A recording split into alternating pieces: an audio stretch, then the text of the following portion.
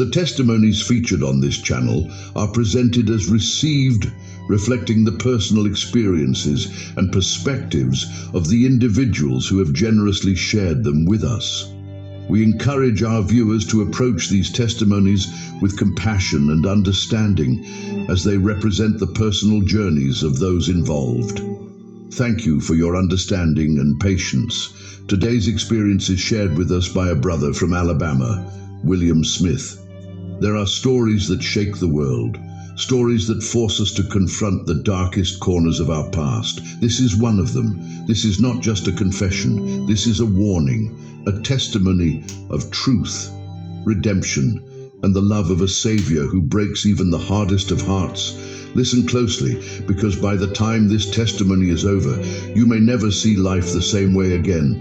You will see hate for what it truly is, a lie so deep, so poisonous, that only the light of truth can burn it away.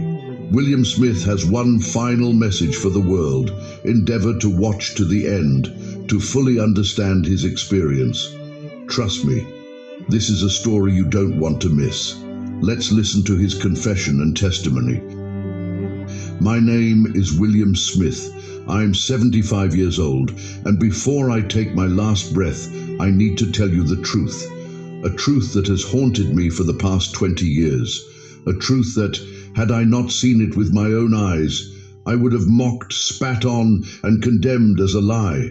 For most of my life, I was a member of the Ku Klux Klan. Not just a follower, but a leader, a believer, a warrior for what I thought was God's truth.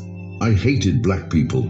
I saw them as less than human, as cursed, inferior, dirty. I persecuted them, terrorized them, attacked them, all while quoting the Holy Bible.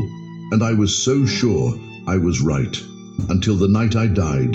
Until the night I stood before Jesus Christ himself, and he ripped my soul apart. He showed me the truth I had spent my life avoiding, and when I saw it, when I felt it, I wept like a child, because I realized too late that I had been on the wrong side of history all along.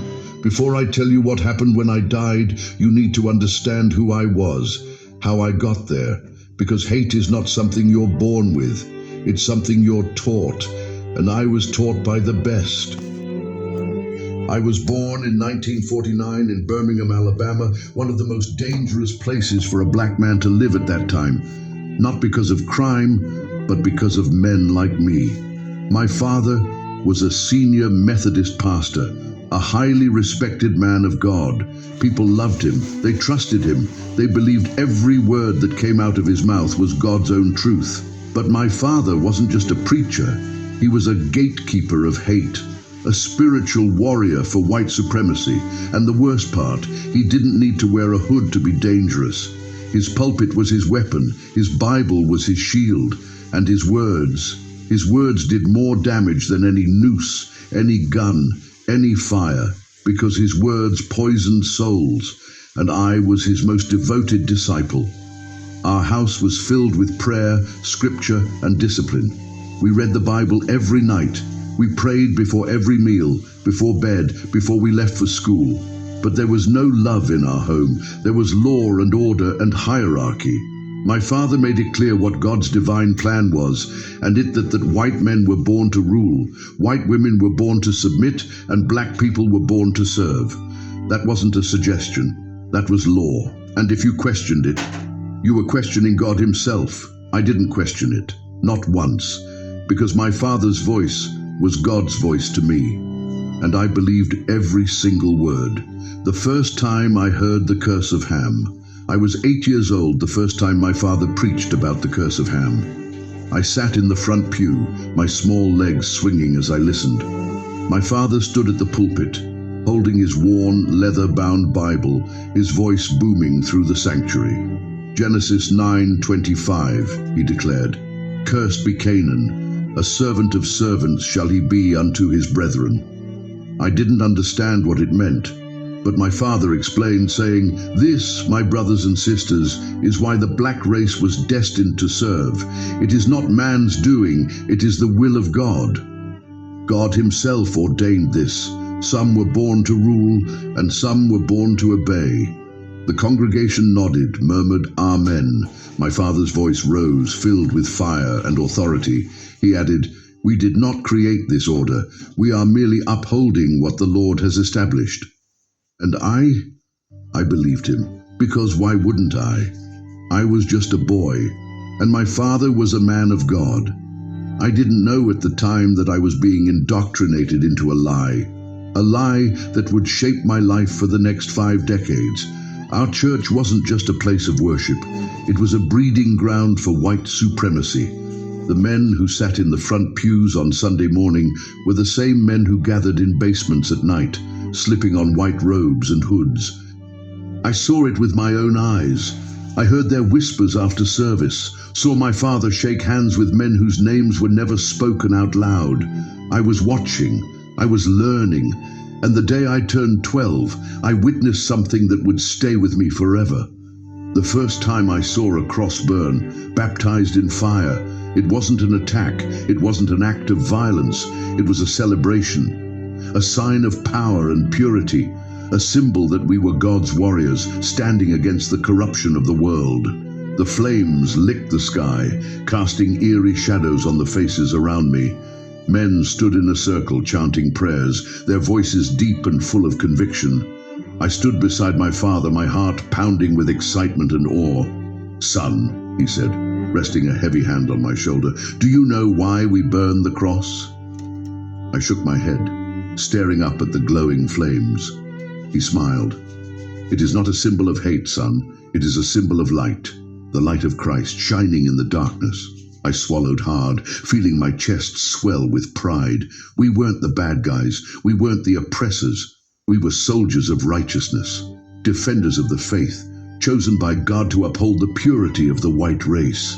I didn't flinch. I didn't doubt. I just stood there, my small hands clenched into fists, my heart beating with conviction, because I knew one day I would wear the hood too. One day I would take my place in the fight, and I would do it in the name of God. Looking back, if I could go back to that night, if I could speak to the 12-year-old boy standing before that burning cross, his eyes filled with admiration, I would grab him by the shoulders, I would shake him until his teeth rattled, I would scream at him to run, but I can't. Because that boy became a man who did unspeakable things, a man who would become one of the most feared Klansmen in Alabama. But the thing about lies, the thing about evil, it can't hide forever, because one day, sooner or later, the truth comes crashing in. And for me, that day was coming. I just didn't know it yet.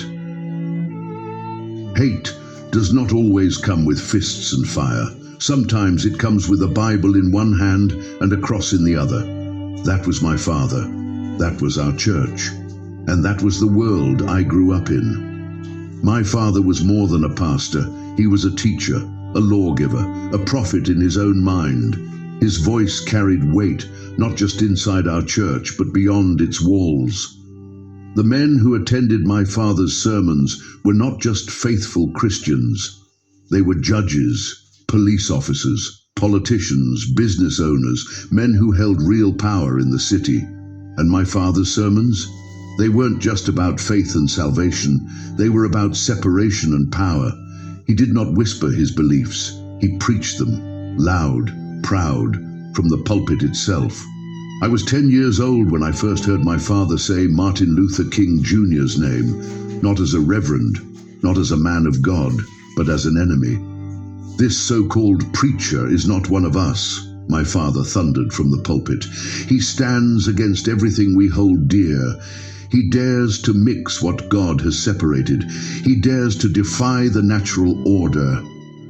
The congregation nodded, murmured Amen. And I, sitting in the front pew, absorbed every word. "He is a deceiver," my father continued, quoting Matthew 7:15. "Beware of false prophets which come to you in sheep's clothing, but inwardly they are ravening wolves." He paused, then slammed his Bible shut. "I tell you today that man is no servant of God. He is a servant of destruction." A chorus of agreement rippled through the crowd. Some clapped, some nodded, some sat in steely silence, absorbing the warning. And I believed it. because why wouldn't I? My father had never lied to me before. At least that's what I thought. I grew up in a house where violence was only condemned when it came from the wrong hands. If a black man raised a fist, it's savage. If a white man pulled a trigger, justice. I saw it with my own eyes. I heard it in my own house, and I watched my father defend it from the pulpit. One of the first stories I remember him preaching about, not from the Bible but from history, was the killing of Father James Coyle. In 1921, long before I was born, a Methodist preacher named Edwin R. Stevenson shot a Catholic priest in broad daylight. Why? Because that priest had performed a marriage between a white woman and a Puerto Rican man. Stevenson shot him on the steps of the church, in front of witnesses, and he was acquitted by an all-white jury. Most people in town had moved on from the story, but my father, he called it an example to be followed. That man was protecting his race, his people, his church. He preached one Sunday morning, God does not tolerate sin. He does not tolerate the mixing of what he has made separate. The world condemned this man, but I say he was right. No gasps of horror, no shock. No one in that church dared to question him, because in their eyes he was right. And in mine, so was he, the Bible as a weapon. My father was a master of twisting scripture to fit his beliefs. He could take any passage and turn it into a justification for white supremacy. If the Bible spoke of unity, he made it about control. If it spoke of justice, he turned it into vengeance. And if it spoke of love, he conveniently ignored those parts. I didn't question it, I didn't doubt it, because I had never known anything else. And so I swallowed it whole. The sermons, the verses, the lies, because that's what they were, and I see that now. But back then, they were my truth, they were my gospel, and soon they would become my war cry, because words alone weren't enough for me anymore. It was time to act. It was time to become the man my father had raised me to be, and that meant joining the Klan. By the time I turned 21, I was no longer just the son of a pastor. I was a soldier, a warrior in what I believed was a holy cause, a fight for the purity of America, for the preservation of white Christian values.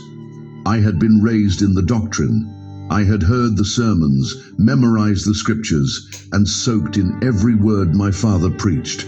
Now it was time to act, and so I did.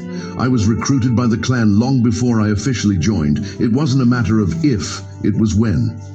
The men who attended my father's church, the ones who sat beside me in the pews and muttered amen at every sermon, were the same men who slipped on white hoods at night. They watched me as I grew, testing me, preparing me. And when I turned 21, they told me it was time. The initiation happened in the woods outside Birmingham, late at night, beneath a sky so dark it swallowed the trees. A single cross burned in the center of the clearing, the flames stretching into the heavens. I stood among 20 other young men, all of us dressed in white robes, our faces uncovered. A man stood before us, his hood pulled low, his voice deep and steady. Do you swear to uphold the purity of the white race? I swear. Do you swear to defend this nation from corruption, from the evils that seek to destroy our way of life? I swear. Do you swear to keep our brotherhood secret, to stand by your fellow Klansmen, to never betray the cause? I swear. And then with our right hands raised toward the burning cross, we spoke the final vow. For God, for country, for the white race, I pledge my life. They called it an oath of honor. I see it now for what it really was, a pact with the devil. They told us that our first mission would be small, a warning, nothing more. A group of black families had moved into a white neighborhood on the outskirts of Montgomery. The Klan had warned them, letters in their mailboxes, threats painted on their front doors. But they hadn't left, and so we were sent to persuade them. There were 6 of us, all freshly initiated, riding in a single truck with our hoods pulled down over our faces. I was in the passenger seat, my hands sweating, my stomach twisted in nervous knots. "It's just a scare," the man driving said. "We'll set fire to the yard, maybe bust a few windows. They'll get the message." But that's not what happened. Because when we got there was a man standing outside. A black man, a father, I later learned. He was holding a shotgun. He must have known we were coming. The moment we stepped out of the truck, he raised it. "Turn around," he said, his voice shaking but firm. "Get off my land." No one moved. Then one of the older clansmen pulled out his revolver. "Drop it, boy," he said, his voice cold. The man didn't drop it. And then someone fired a shot. I don't even know who pulled the trigger first. All I know is that gunfire exploded in the night. The shotgun fell from his hands and he collapsed onto the ground. Blood pooled beneath him, seeping into the dirt. I stood there, frozen, watching a man die. I didn't move when the others smashed the windows of the house, when they torched the porch, when they laughed and cheered like it was all just a game. I just stood there, staring at the man's body. And in that moment, for the first time in my life, I felt it. Doubt. A small, whispering voice in the back of my mind. This isn't right. But I silenced it, because I had made a vow. And in my world, breaking that vow meant becoming a traitor. The months that followed were a blur of fire, blood, and scripture. We burned homes and called it defending white property. We beat black men in alleyways and called it maintaining order. We terrorized families, threatened children, and lynched the innocent, and then sat in church on Sunday morning, praying for forgiveness as if that erased what we had done. The clan had an answer for everything. We are the warriors of God. We are carrying out His will. Jesus was white. The Bible was written for the white race. God gave us dominion. We twisted Genesis, Nehemiah, Acts, Revelation, every book, every chapter, every verse, until it fit our narrative. And I believed it. Because if I didn't, I'd have to face the truth. And I wasn't ready for that. I hated black people. I hated them the way I was taught to hate them. I saw them as loud, violent, dangerous, incapable of civilization. I avoided them in the streets. I spat on the ground when I passed them. I felt nothing when I heard about another lynching, another accident, another cleansing of filth. It was in my bones, it was in my blood, and it would have stayed there forever, if not for what happened the night I died. Hate is a sickness. It eats away at you slowly so you don't realize what it's doing. For years, I thought I was strong, a warrior for God, a soldier of righteousness. But by the time I turned 55, the weight of my sins had started to press down on me. Not in the way I understood at the time, not in a way that made me question my beliefs, but in a way that made me tired. The rage that used to fuel me had settled into my bones, making every step heavier. I had seen too much. I had done too much. Although our clan brotherhood was no longer as strong and pronounced as it once was, and we had lost most of our members over the years, we still gathered at an old bar in Birmingham to drink and discuss current political issues in America. It was April 15th, 2004, a Thursday. I had just left an unofficial clan gathering outside of Birmingham.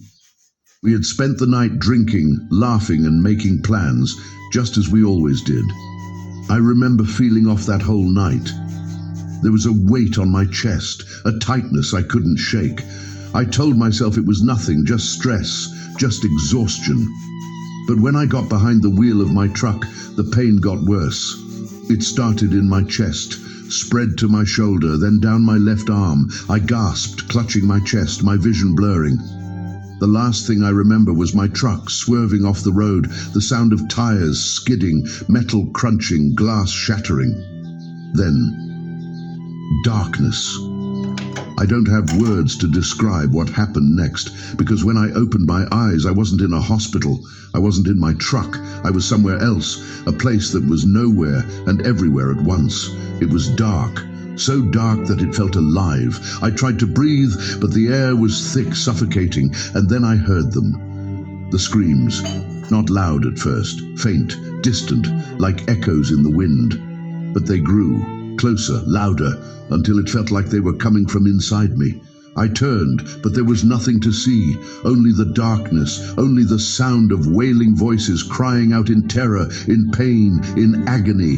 Then a whisper, a voice calling my name. William. The moment I heard it, my blood turned to ice. It wasn't loud, it wasn't shouting, but it was strong, stronger than anything I had ever heard. And suddenly the darkness began to shift. The light, a blinding light, tore through the void. It wasn't like any light I'd ever seen before. It wasn't the sun. It wasn't a fire. It was alive. It burned, but it didn't hurt. It consumed, but it didn't destroy. And in the center of that light, I saw him, Jesus. But not the Jesus I had been taught about in church, not the blue-eyed, blonde-haired Savior hanging on the walls of white congregations. This was the real Jesus, the Son of God in all his glory. His presence was powerful, more powerful than anything I had ever felt. And as I looked at him, I felt everything I was collapse, all the hate, all the anger, all the lies. They couldn't stand in his presence. Because in that moment I saw the truth. And the truth destroyed me. I don't know if time exists in that place, but I know that in an instant, my entire life flashed before my eyes, not like memories, not like a dream. It was real, as if I was being forced to relive every single moment of my existence all at once. I saw myself as a boy, sitting in church, listening to my father's sermons. I saw myself as a teenager sneering at black kids in school, calling them names I won't repeat.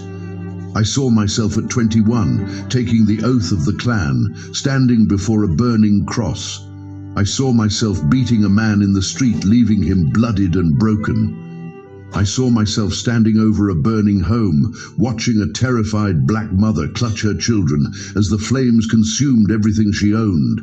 I saw every crime, every act of hatred, every soul I had crushed under the weight of my own ignorance. And the worst part? I felt it. I didn't just see what I had done. I felt what they felt. I felt the pain, the terror, the heartbreak, all of it, as if I was the one suffering. And I screamed. I fell to my knees, begging for it to stop, but the memories kept coming. Because I had to see. I had to face what I had done, and then Jesus spoke. The truth I never saw. William. His voice wasn't angry, it wasn't cruel, but it was heavy. Filled with sorrow, disappointment, grief. You have spent your life spreading lies in my name. I sobbed, shaking my head. No, I was defending your kingdom. You were defending yourself. His words cut through me like a knife. You twisted my word to fit your hatred. You led others into darkness. You turned people away from me. And then he asked me a question that shattered me. Who did you think I came for, William? I opened my mouth to answer, but I couldn't, because in that moment I knew the answer, and it wasn't what I had spent my life believing. Jesus hadn't come for the powerful, for the privileged, for the ones who built walls to keep others out. He had come for the broken, for the oppressed, for the very people I had spent my life trying to erase. And in that moment I realized I had been fighting against God himself. I had been the enemy all along, and I had never even seen it. I fell flat on my face, weeping, begging, pleading. I didn't know. Jesus looked at me. You refused to know. I let out a wail of anguish, my body trembling. I had wasted my entire life. I had built my soul on a lie. And now I was standing before the one I had claimed to serve, realizing that I had spent my entire existence working against him. And I knew what I deserved. I deserved the darkness. I deserved the punishment. I deserved to be cast away, but Jesus wasn't done yet, because he had something else to show me. Something that would undo everything I thought I knew about the Bible, about race, and about the people I had spent my life hating. He was about to show me the truth, and the truth would change me forever. I knelt before him, broken beyond words. Every breath I took felt like glass cutting through my lungs. I had spent my whole life believing I was a warrior for God. But now, here I was in the presence of the very one I claimed to serve, and I couldn't even lift my head because I saw the disappointment in his eyes. I had twisted his word. I had spread lies in his name, and now I would face the truth I had spent my life denying. Jesus took a step closer. "William, rise." I hesitated. I didn't want to look at him. I didn't deserve to look at him. But his voice carried power, and I could do nothing but obey. I stood, shaking, and when I lifted my head, the world changed. I found myself standing in my father's church. The pews were full, the air thick with the same sermons I had grown up hearing. And there, at the pulpit, stood my father, preaching. His voice was loud, commanding, authoritative. "Genesis 9:25, he roared, his Bible held high. "Cursed be Canaan, a servant of servants shall he be unto his brethren." The congregation nodded, murmured, "Amen." This, my brothers and sisters, is why the black race was destined to serve. It is the will of God. And I, sitting in the front pew, absorbed every word. I had believed it without question, and now I saw it for what it was, a lie. I turned to Jesus, my voice shaking, "But it's in the Bible." Jesus' eyes burned into mine. "Look closer." Suddenly I was no longer in my father's church. I was standing in ancient Israel. I saw Noah, drunk in his tent. I saw his son Ham finding him. I saw Canaan, Noah's grandson, bowing his head in shame as his grandfather cursed him, not Ham. Canaan. Canaan was cursed, Jesus said, not Ham. And Canaan's descendants were the Canaanites, not the Africans. The Africans came from Cush, Mizraim, and Put, and they were never cursed. The truth slammed into me like a hurricane. My entire life I had believed that black people were cursed by God, but now I saw it, the lie. I collapsed to my knees, my hands gripping my head. "No, no, it can't be," Jesus' voice thundered. "How dare you take my word and turn it into chains?" The scene shifted again. I saw slave ships filled with Africans screaming, crying, shackled in darkness. I saw white men, men like me, whipping their backs, branding their flesh, quoting scripture as they did it. "Did I command this?" Jesus demanded. "Did I tell you to steal men, rip them from their families, sell them like cattle?" Tears streamed down my face. "No," I whispered. "Then why did you use my name to justify it?" I had no answer. The world shifted again. Now I stood at the base of a massive tower, stretching into the heavens. Thousands of people worked together, speaking one language, laying brick upon brick. I knew this place, the Tower of Babel. Jesus stood beside me. "You used this story to justify segregation," he said. I nodded weakly. "You claimed that I scattered the people to keep the races separate. I had preached that many times. But look again." Suddenly the scene played out before me. I saw the real reason God scattered the people. It wasn't because he wanted to keep races apart. It was because they were trying to be gods themselves. It was pride, Jesus said, not race. Pride led to their scattering, not my desire to divide my children. My breath caught in my throat. Every sermon I had ever preached on racial purity, every time I had claimed God had separated the races on purpose, it had all been a lie. I staggered backward, gripping my chest. Everything I had ever believed was falling apart. The truth about blackness. Suddenly I was standing in Africa, but not the Africa I had imagined. Not the Africa we mocked in the Klan. Not the Africa we painted as a land of poverty and ignorance. I saw golden palaces, towering pyramids, libraries filled with knowledge. I saw Ethiopia, Cush, Nubia, Egypt, not as broken lands, but as kingdoms that had flourished long before Europe even had paved roads. I saw black kings and queens, their crowns shining in the sun, and I saw Jesus himself being carried as a baby into Egypt, into Africa, to escape Herod's wrath. When I was in danger, Jesus said, "Where did my family take me?" I knew the answer. "Africa," I whispered. "Yes, the very land your people called cursed was the land that sheltered me." A sob ripped from my throat. I had spent my entire life hating a people whom God had loved, whom God had protected, whom God had blessed, and I had dared to call them inferior. I was no longer just crying, I was wailing. I had wasted my entire life. Slavery was never God's will. The world shifted once more, and this time I was standing on a slave ship. I saw the bodies of men, women, and children stacked like cargo, wasting away in filth, sickness, and death. I saw my own ancestors, the ones who had justified it all, standing on the decks, reading scripture, telling themselves they were doing God's will. "This was never my will," Jesus said, his voice shaking with anger. "This was not my plan. This was man's evil, and my people suffered because of it." I watched as whips lashed across backs, as mothers had their babies ripped from their arms, as black men were hung from trees, all while white preachers stood beneath their bodies and called it justice. I wanted to scream, because I had once believed in this justice, and now I saw it for what it was: sin, the deepest, darkest kind of sin. Jesus turned to me. "William, do you want redemption?" I could barely speak. "Yes, Lord, yes." "Then go back, tell them the truth, expose the lies, and let love be your new gospel." Tears fell from my face. "But I don't deserve forgiveness." Jesus smiled. "No one does. That's why it's called grace."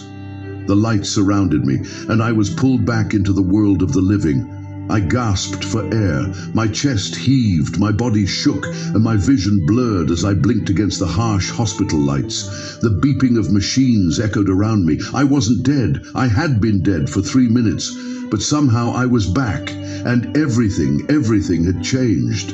I heard footsteps approaching. A woman stood over me, adjusting the wires attached to my chest. She was black. Her name tag read Deborah. I had spent my life avoiding black people. I had walked past them in the street without a second glance, spat on the ground when they spoke too loudly, refused to sit where they sat. But now, as I looked up at her, something inside me broke. Because in that moment, I saw her the way Jesus saw her, not as less than me, not as an enemy, but as a child of God, a human being, a soul. And for the first time in my life, I felt shame. She checked my IV, scribbled something on her clipboard, and turned to leave. My throat was dry, my voice weak, but I forced myself to speak. "Mom." She stopped, looking back at me. "Yes?" I swallowed hard, my heart pounding. I wanted to tell her everything. I wanted to confess, to tell her that I had once hated her for no reason other than the color of her skin, that I had once been the kind of man who would have burned a cross on her lawn, that I had been a monster, and now I was something else, something I didn't even understand yet, but I couldn't say all of that, so I just whispered, "I'm sorry." She frowned slightly. "For what?" I opened my mouth, closed it. Because how do you explain 55 years of hatred in a single sentence? How do you confess to a stranger that you had once seen them as less than human? How do you ask for forgiveness for a lifetime of sin? So I just shook my head and repeated myself, "For everything." She stared at me for a long moment. Then, to my utter shock, she reached out and squeezed my hand. "Get some rest, Mr. Smith." And then she was gone. I turned my head and wept, because I didn't deserve her kindness, and I never would. I spent the next week in that hospital bed, staring at the ceiling, feeling like a man who had been born again, but in the most painful way possible. I had spent decades living in a lie, And now the truth had wrecked me. There was only one thing left to do. I had to leave the clan, and I knew what that meant. Leaving the clan wasn't like quitting a job. It wasn't a peaceful goodbye. It was a declaration of war. Because once you left, you became the enemy. And enemies of the clan, they didn't live long, but I didn't care, because Jesus had shown me the truth, and I couldn't pretend anymore. The night I got out of the hospital, I drove straight to a warehouse on the outskirts of Birmingham, the place where our meetings were still secretly held. The moment I stepped inside, I felt it, the weight of years of sin pressing down on me. Men I had once called brothers turned to look at me. They saw something different in my eyes. They knew. William, the Imperial Wizard of our chapter, one of the highest-ranking men in the organization, stood before me. "Go ahead, brother." I took a deep breath. "I'm done." Silence, cold. Then, "Done with what?" I swallowed. "With this, with all of it. The hate, the lies, the things we've done in the name of God." Murmurs. Some men stood up, anger flashing in their eyes. One man gripped his belt, where I knew he carried a knife. But I didn't move, because I had already died once, and I wasn't afraid anymore. "We were wrong," I said, my voice firm. "Jesus wasn't who we thought he was, and he sure as hell isn't on our side." A roar of outrage filled the room. Some men cursed at me, some laughed, thinking I was joking. But the Imperial Wizard? He stared at me, unblinking. Then he spoke. "You listen to me, William," he said, his voice low and cold. "We have a way of dealing with traitors." I held his gaze. "Do what you have to do."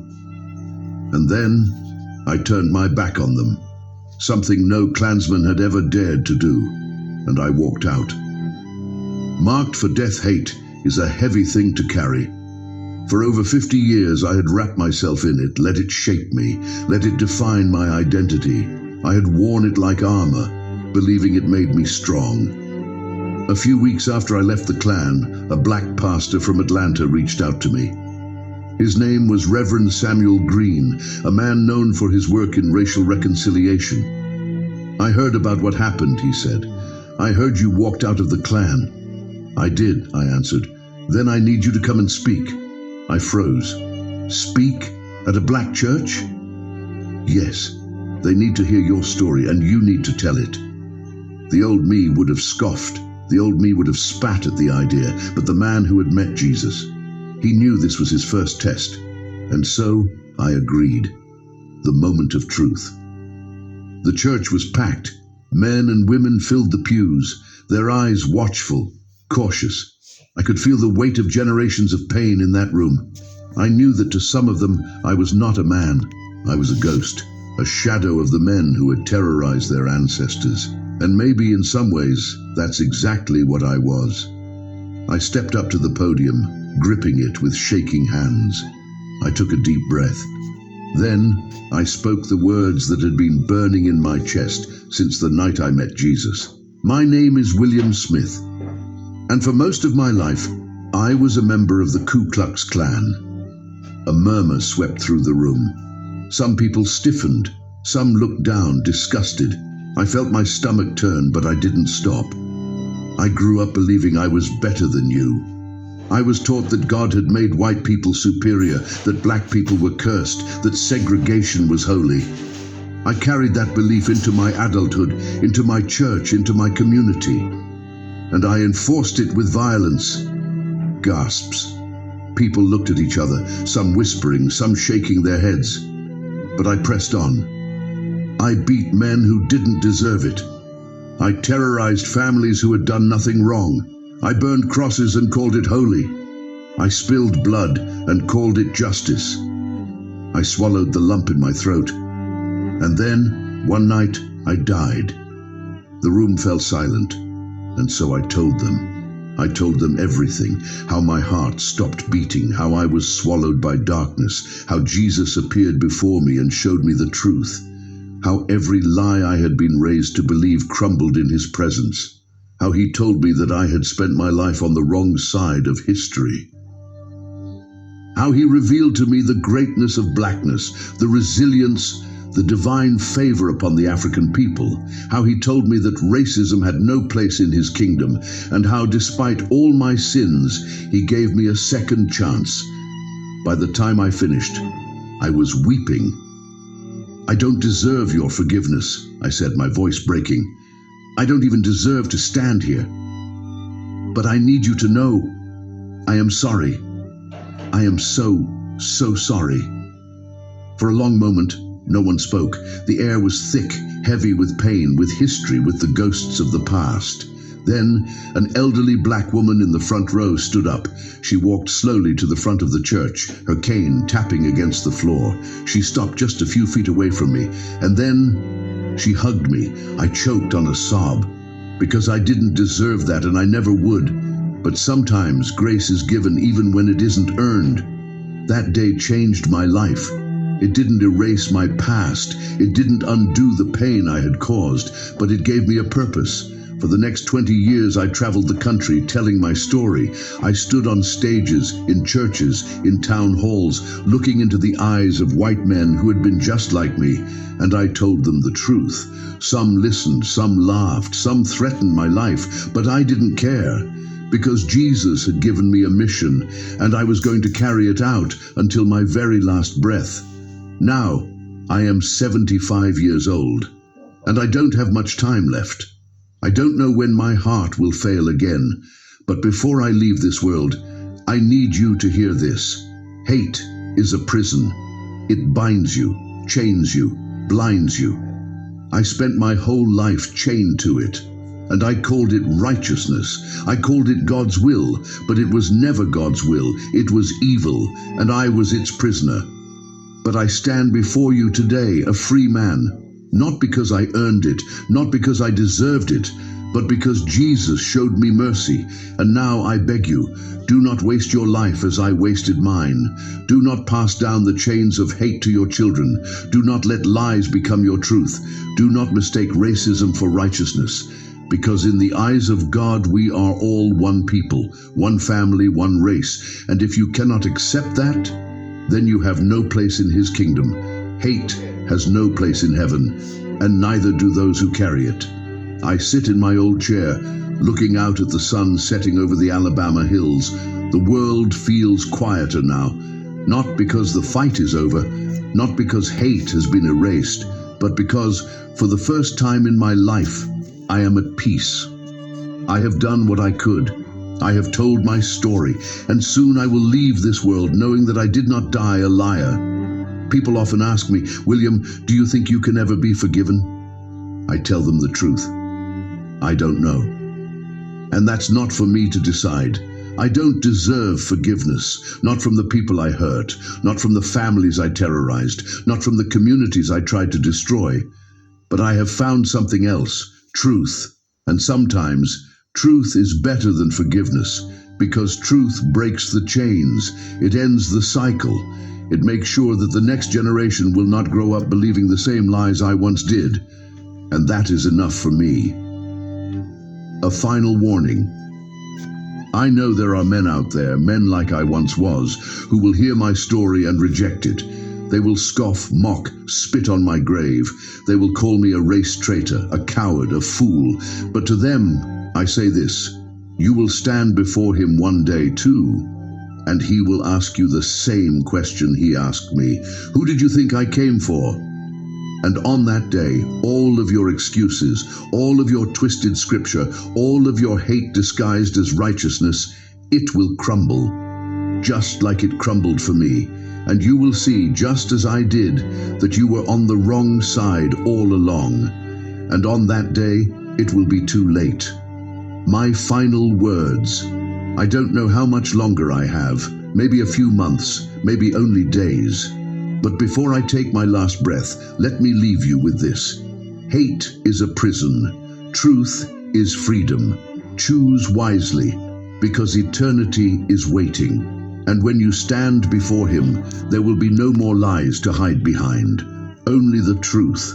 And the truth will set you free, or it will destroy you. The choice is yours.